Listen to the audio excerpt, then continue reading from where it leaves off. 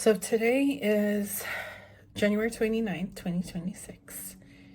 And exactly a year ago, I went through what I consider a whole and complete spiritual rebirth of myself.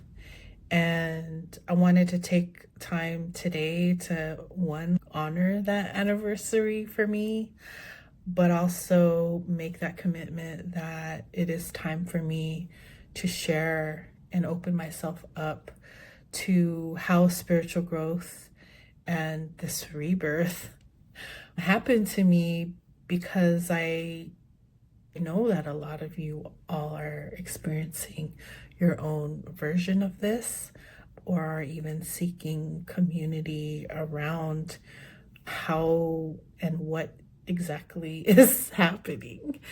I don't have all the answers, but I have my stories to share. So I hope to take just this video. It might be long. I don't know. I'm just going to let it roll because that's how I do with how I share things and write things. But I want to talk a little bit about that. As much as I have permission to really disclose today, this spiritual rebirth that happened last year on the Big Island in Hawaii was such a significant part of my life at this point, and set the stage for what 2025 was like for me and how I'm moving a year from that today.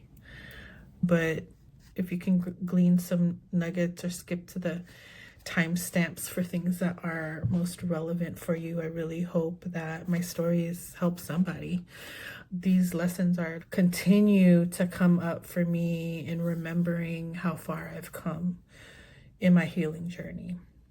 I am creating a lot more pathways and ways for you to hear parts of my story, the things I have to share that are transmitted to me about what nature has to teach us, whether they're going to be from healing hikes or when I'm working with my clients or organizations, or just sharing parts of the framework that I've developed and how the lessons of nature really are guiding us to be back into our whole selves. So keep in touch with me here on the YouTube channel. Some of these parts might be shared on my Instagram at Hike It Out Coaching. I'm building out my Substack publication right now, and some of those pieces will be shared over the course of this year 2026. So I'm slowly emerging in that way. I can't say I was there last year. I wasn't even on Earth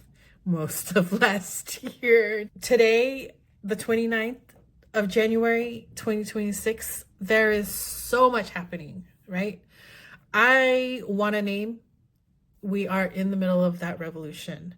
We are evolving and shifting in ways that it really is a moment of time where we get to make that decision of how we want this to go down from here on out.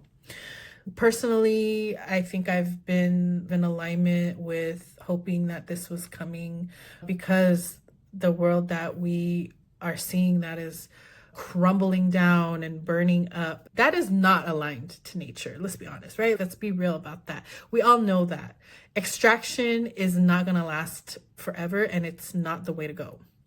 So in my work, I find myself at a place of 9-ish years doing my coaching and consulting work through my full-time business. And I would say, like, at the end of 2024 is when I'm reevaluating a lot of things, but at the same time, I feel lost.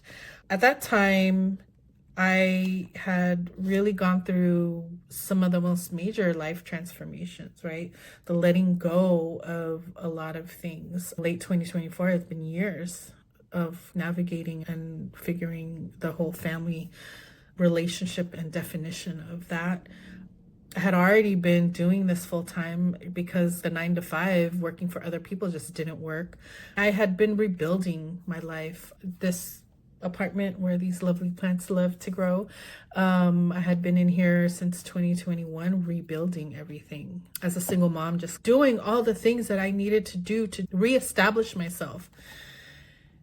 But at that time, I was just like, oh, who am I now? What is going on?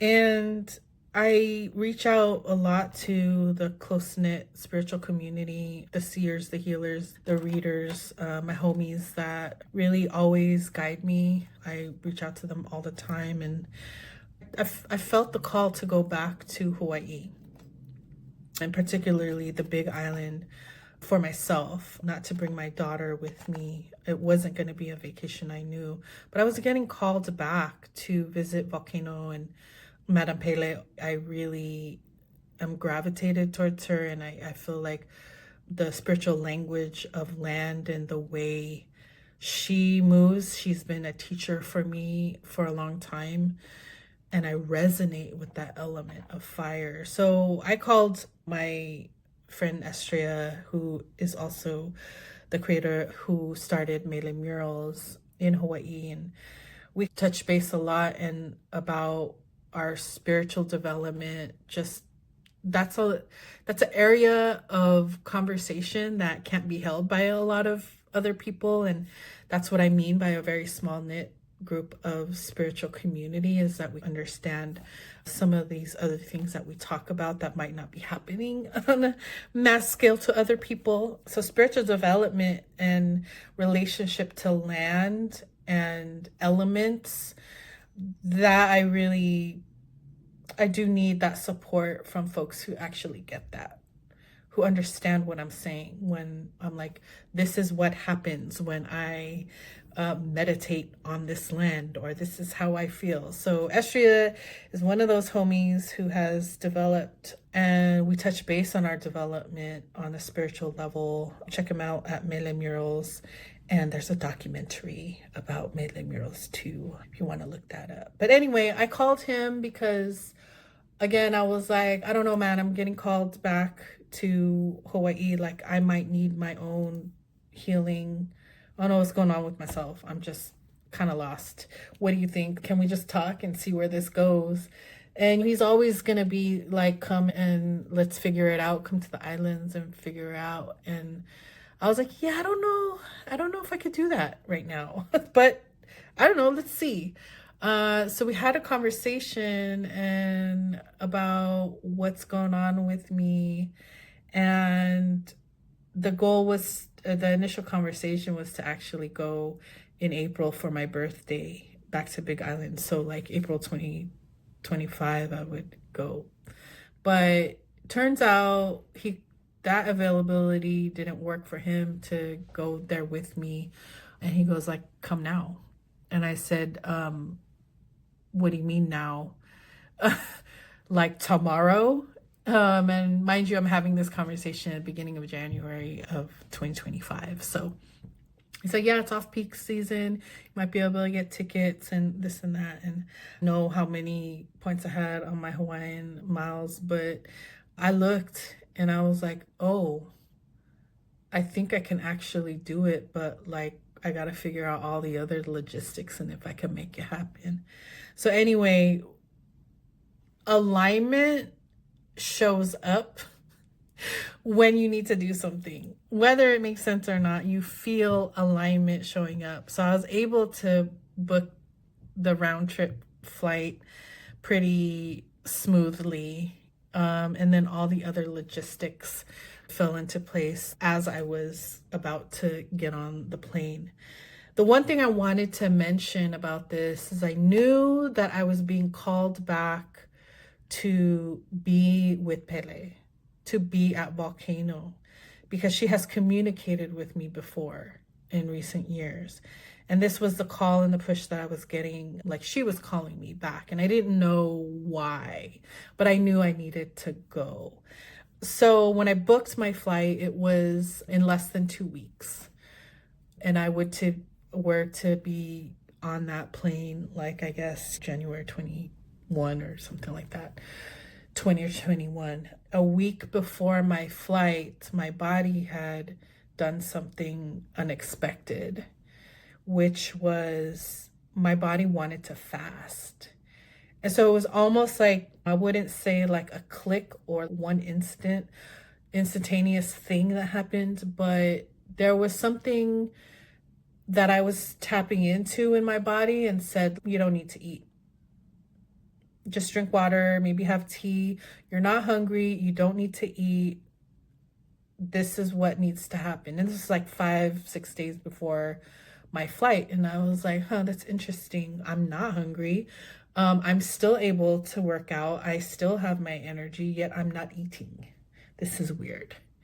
But I knew it was connected to something along the lines of this is a spiritual journey. So I went with it. I did. I decreased the amount of solid food I was taking in over the course of a few days and just stuck to tea and water. And I felt pretty fine, which was weird. But I took that in as my need to be clean before I touched the land and before I would be with her. And I did tell Estria a few days before my flight, I said, hey, look, this is what's going on. And I think there's a significance to the trip. I don't know what's going to happen on this trip. We also had no real itinerary except for, I don't know, you're being called to the land. So let's just go to the land, meditate at the volcano, meditate at the waterfall, or whatever it is. Just explore. I was like, okay, for like 5 days, let's go. That really was it. Like, things didn't materialize until like the moment, and we just went with it. So I did find myself there. I had started to lose weight, and this is probably a lot of water weight leading up to the trip and getting there the first few days. And I kid you not, like, my body was like, do not consume, because every time I wanted and I tried to have food, that stuff would leave my body in 15 minutes. Let's just be like, nope, not hanging on to it. When you go to Hawaii, you're like, I want to eat the things. And I was like, I don't have appetite. I know I'm not supposed to be doing this, but I want to eat these things. And every time I did that, it was just like, I guess I'm not hanging on to that. It just was a sign for me. I was ready for whatever was to come. The other aspect of the trip was being able to book my healing session with somebody that he had recommended. That was a significant support for him in his healing journey as well, and spiritual development. All things lined up to have a session with Diana in Waimea. And that's what brings me to the January 29th. That was the day that she had opened, that had cleared out, and she had space for me to come into session with her. So we planned around that. I had a conversation with her earlier, like the day before I flew out, just to make that connection to somebody who could potentially like work on me. Just wanted to get that vibe check and make sure things were all good. If somebody is going to be working on my energetic and spiritual body, you always want to at least meet them first. Yeah. But everything was all good to go. I love Diana, and if y'all want to call her and see what's going on with you, and if it's a good fit, you let me know. But we find ourselves in Waimea and just really open to having session with her. Again, I wasn't sure what I needed. I just knew that I was getting called back to the islands to continue my healing and spiritual development for myself. And I just laid all of that out for her, and she did her thing with me, worked with my energy, saw things that I can't see, gave me a lot to think about and reflect on.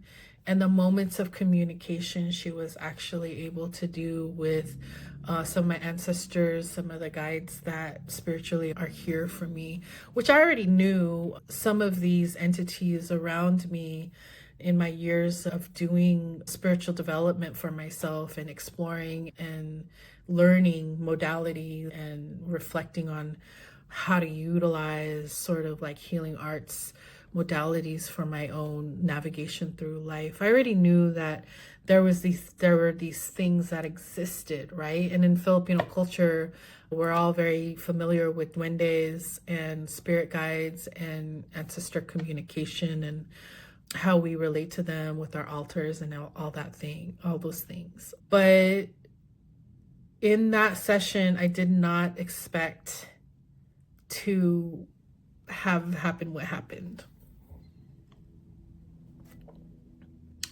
Diane has this very powerful way of channeling what is being spoken for the person, and what she said, how she said it, when she had to say it, the specific words that were brought in, almost like leveled me. Like, in a sense, I mean that by like met me at my rawest state in my spirit. And the things landed for me in ways that it was just like, how can you know that? How did you know that? And why does that make so much sense for me right now? And the amount of energy that I had received, going back to the sort of spontaneous fasting that happened a week before my visit,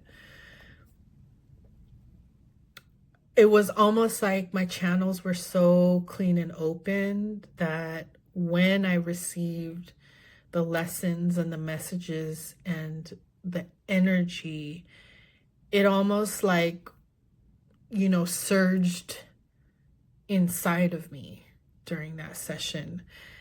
And a lot of the things that were transmitted to me to move some of the blocked energy in me, I just had never experienced that before. I can't say that I could pinpoint and describe what it feels like to have energy move and shift or leave your body in session, but all of those things were happening.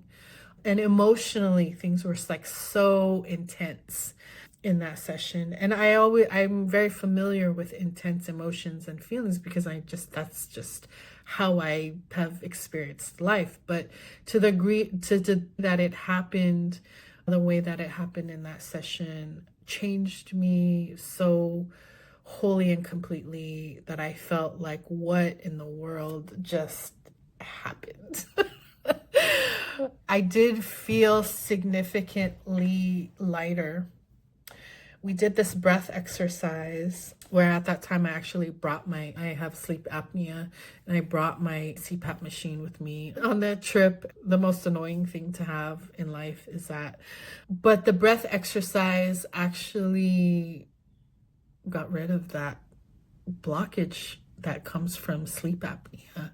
I felt it. I was just like, something left, and this is sort of like the throat area, and the chest is where I was holding a lot of my trauma that needed to go.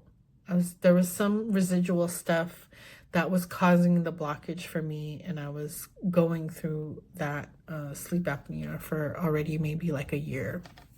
But after that session, after that exercise, this like crazy release happened. And when I left that session and went to bed that night, I didn't use my CPAP machine. I put it away. I said, I don't need it. I feel clear. I feel like my passageways are opened again, like things left. And I have not put that thing back on since. That I didn't expect, but I really just felt it. And it made sense for me when she was saying that a lot of what my traumas were living where they were in this area. The other things that I think are significant to speak to is that relationship to Hawaii. I don't have any known relatives from the islands. Nothing known, right? I'm not sure. We can't go all the way back to pre-record keeping or oral stories old enough to know if I do. But my draw and my connection to that land was an important one for me to understand. Why me be drawn to that island? What is it if I don't know of any relatives from there? But it really is that down to the elemental resonance of Pele and the fire and volcano and the energy in which volcano teaches us, the way she particularly moves and has taught me how to understand my flow, my fire, when things need to be cleansed, and this aspect of rebirth that's so important for us to understand, especially today. It is not a coincidence that the Ring of Fire is fully active now. And the things that we're seeing in society are at a heightened point where it itself, our call and our need for justice, to bring the world into right relationship with nature and the elements, that is all happening on a social level the same way it's happening on the land. That is something I've always believed in.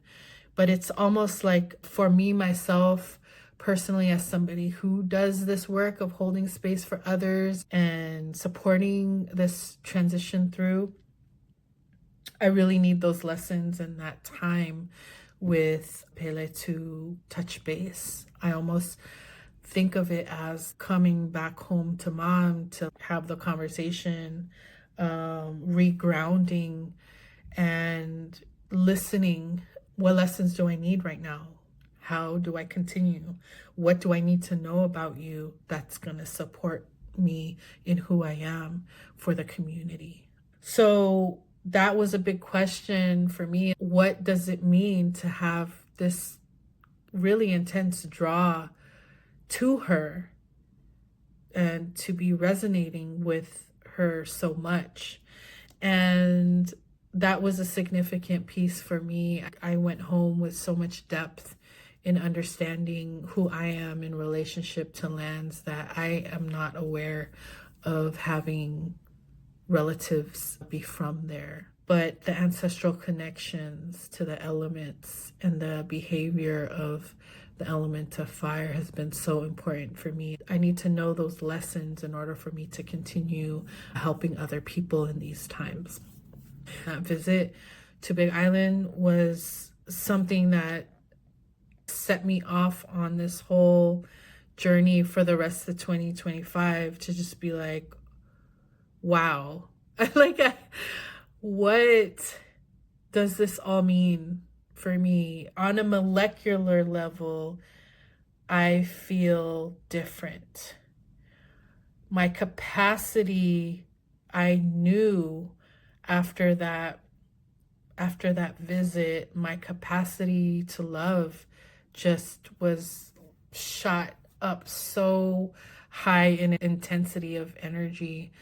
I did feel like I now was capable of holding more, that I have more energy to give and share than I did before. And the things that I need to let go of are the things that kind of in my mind, in the external conditioning, block me from really truly expressing the power in which I have for myself. Being okay with having what I have. I can't explain what it is, but I came back from Hawaii. I had lost 15 pounds in 2 weeks, not only from the fasting, but I really think that the healing of my body happened in the same degree of like my physical body being able to let go and be lighter so I can walk a little bit more gracefully through life. Graceful walk through 2025 was not really what happens though. I think many of us could share that year, and I really don't know. It just was like, it was a lot. It still continues to be a lot today, but I knew in my heart that I was different. I came home and had to decompress. I slept for 3 entire days, not being able to really do much at all. And it was really hard for me to even feed myself.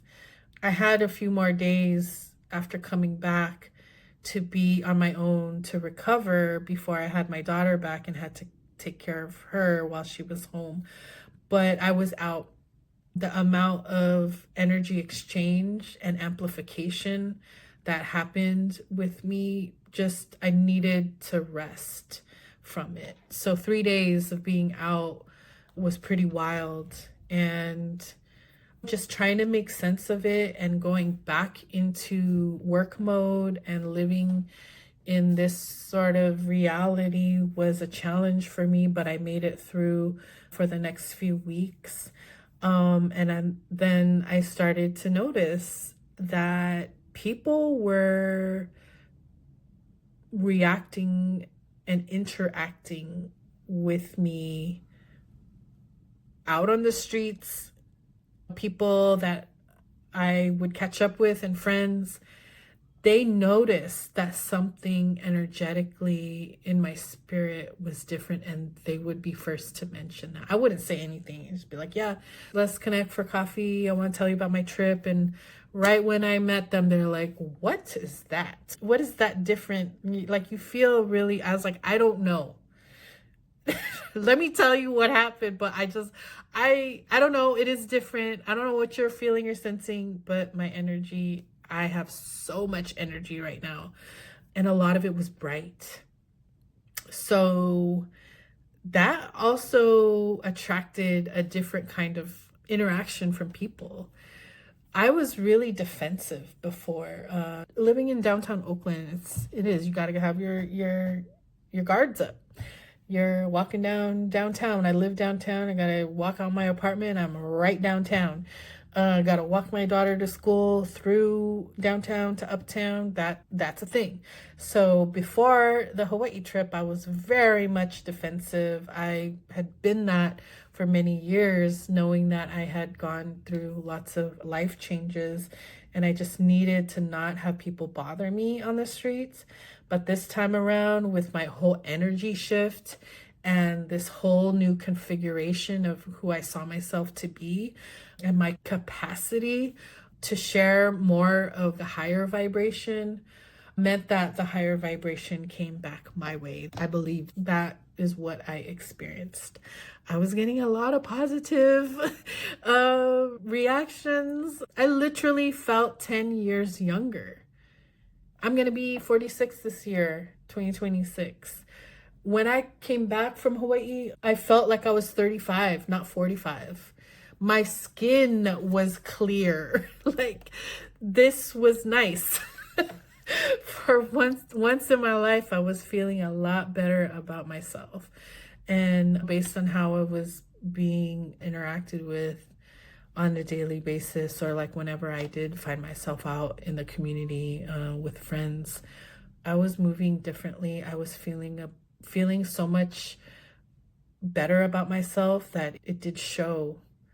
And all these other things happened where, yes, your girl was, for the first time in many years, like, getting hit on the streets, which is an interesting story. And I would never have thought that that would be what I would be experiencing in my 40s, shining the way that I was and having these life experiences of being attracted to in that way.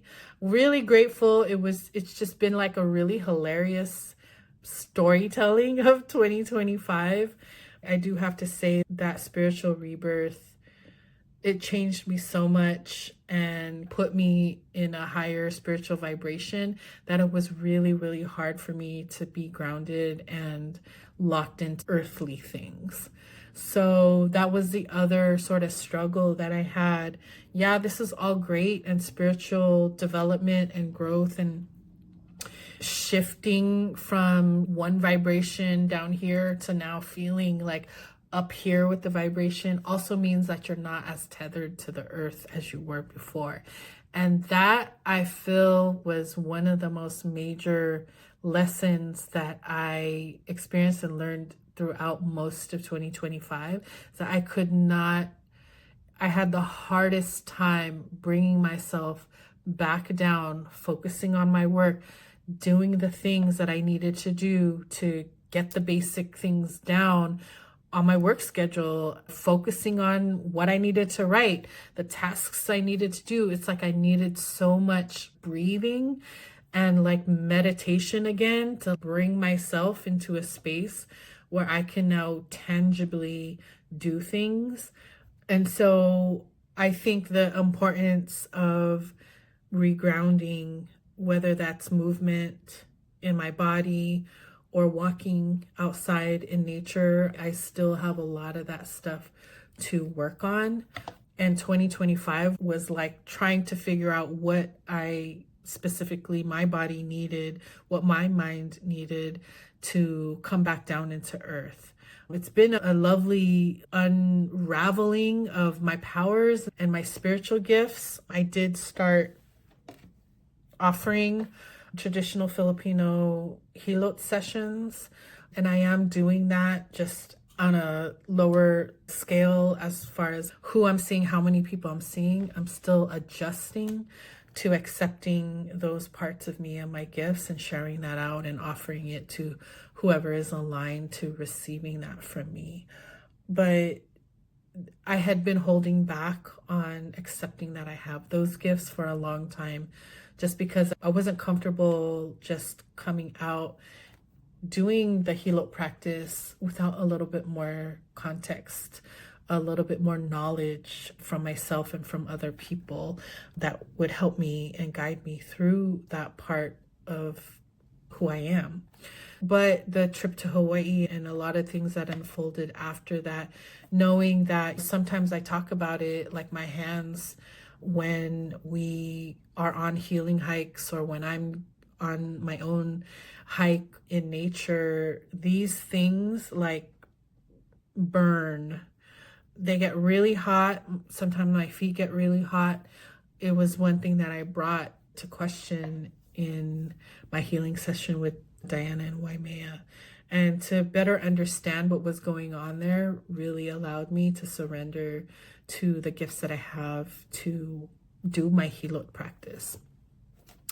Thanks for hanging in there for that story, but I really wanted to start building out my story shares and creating conversations around this because I know some of you all have shared with me that things happen to you and it's unexplainable, or needing that support to just talk to somebody about what spiritual development is for you and what is happening. How does this relate to how nature functions and what's going on in nature, so you can understand yourself a little bit more deeply.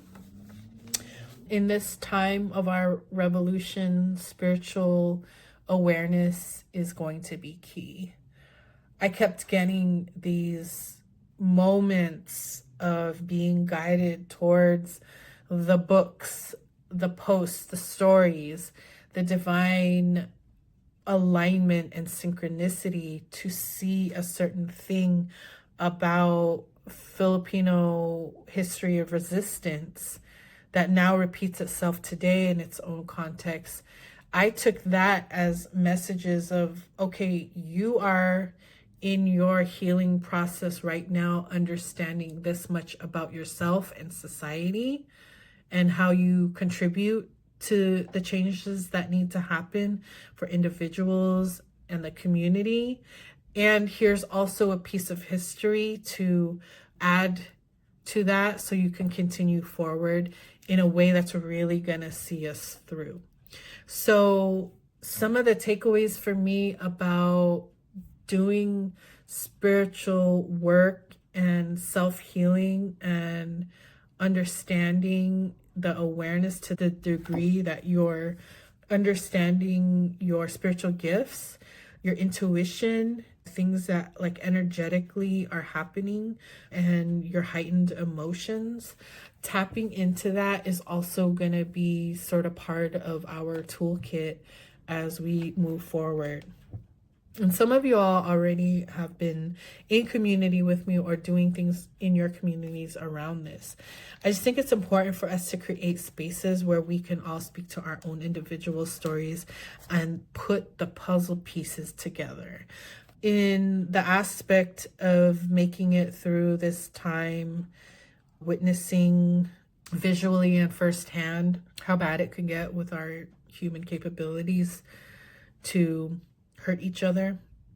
We also need to balance that with seeing things that give us trust and faith and hope, and the energy for each other to amplify outside of this lower energy that's happening. Like lower energy meaning oppressive energies, negative energies are really low on the spectrum of how the energy reading is. And so when we amplify our energy, we're talking about like positive affirmations, loving energy and loving light, the feelings of things being happy or fun, or the things that give us levity.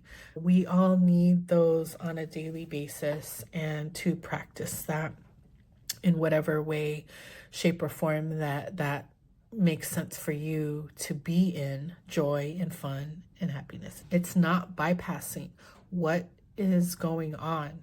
It is also important for our sustainability to remember that it is also our birthright to live in joy and live beyond the resilience and actually thrive. We're getting there.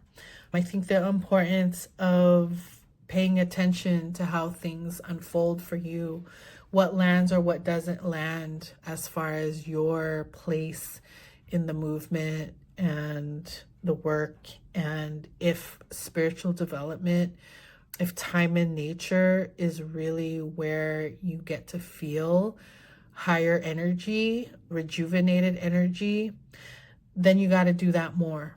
It's going to be a long road, and it already has been for many generations.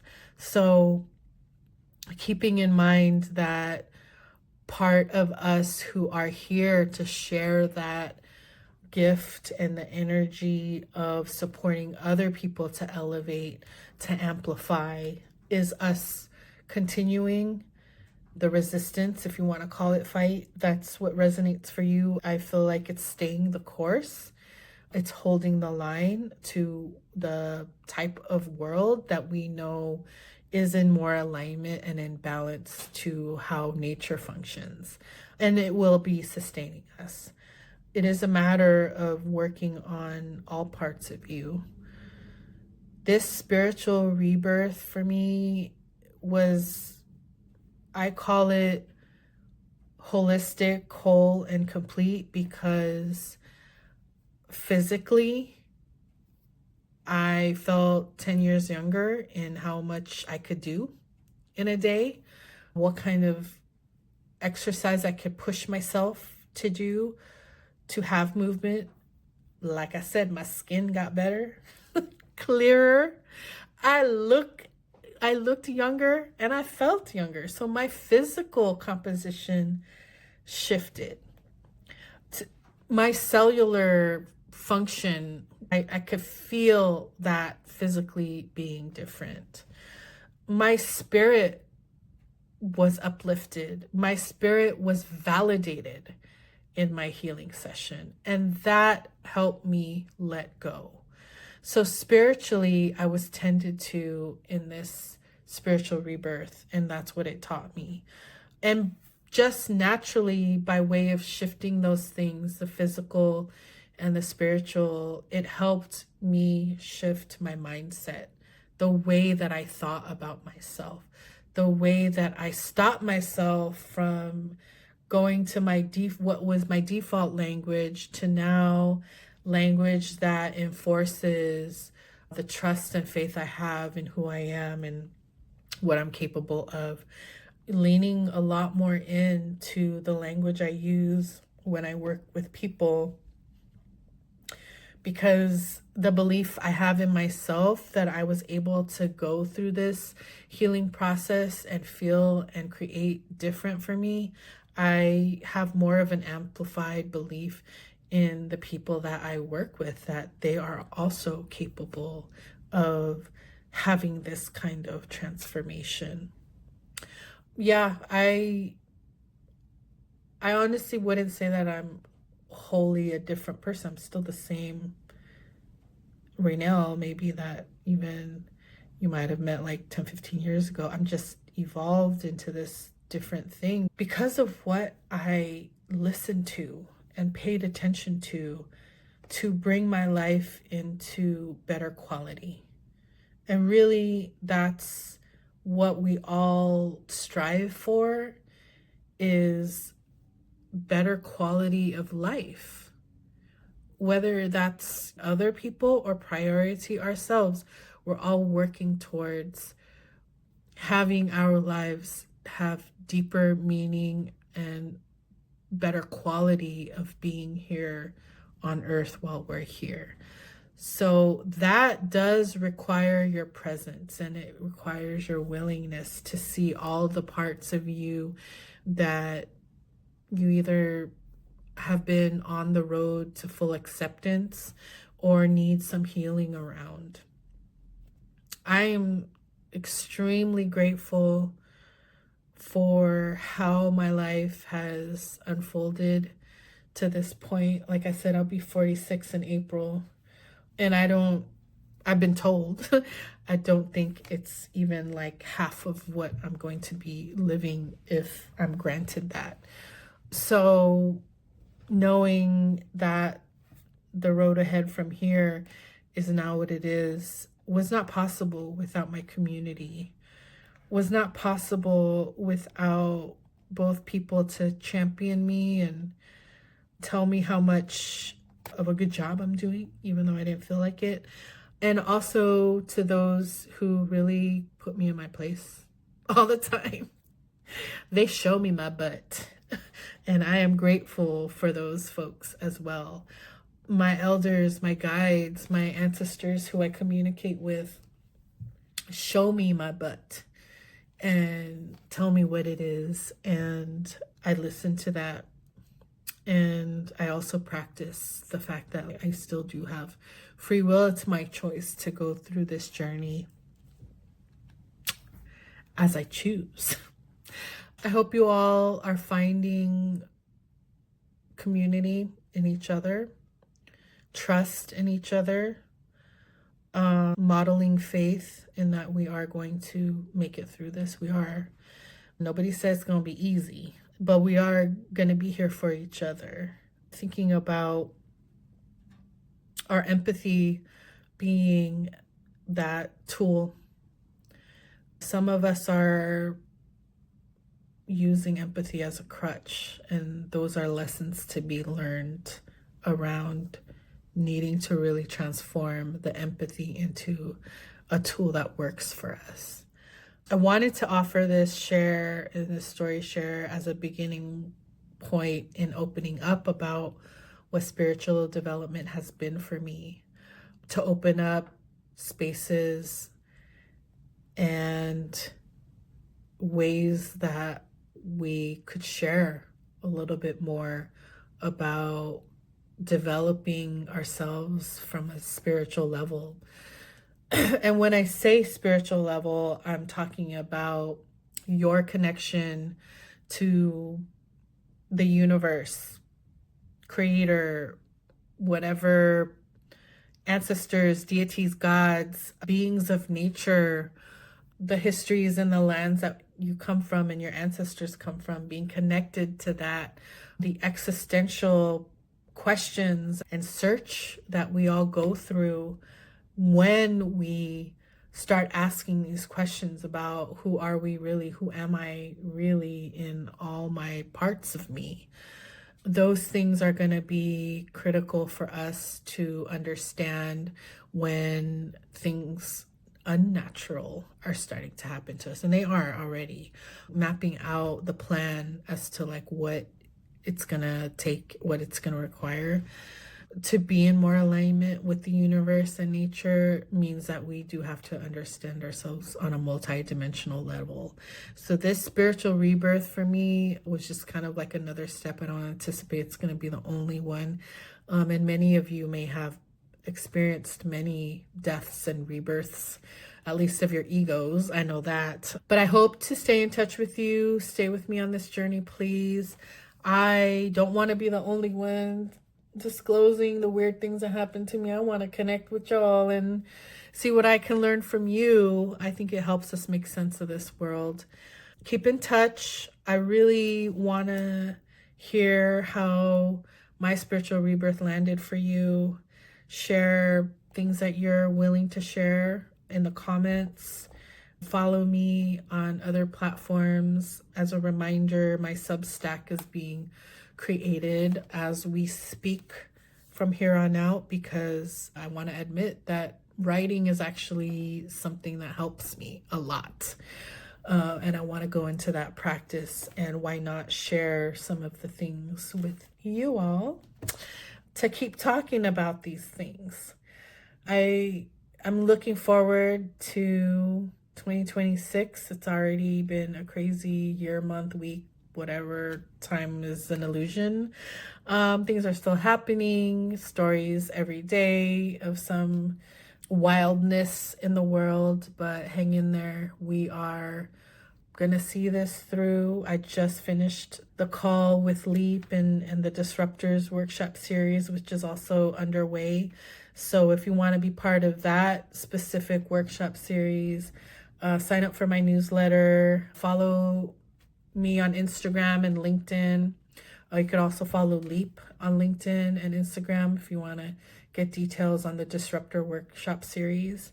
That's going to be one of the spaces we can continue to have these conversations. But on that note, for me individually, we're going to have some things launching in 2026. So get on that newsletter. If you are in the Bay Area or visiting the Bay Area on the days of my healing hikes, I would love to hold space for you. I would love to be on the trail with you physically and in communication with nature. Thank you all for sticking around to this really long, extended storytelling of my spiritual rebirth. Thank you for celebrating with me on this day that I'm able to share with you all and allow me to honor it in my way. I really look forward to meeting some of you and continuing to work with some of you, as I am in a community with many of you watching. See you next time for the next story share. Tell me what you want to hear about. All right, take care, y'all.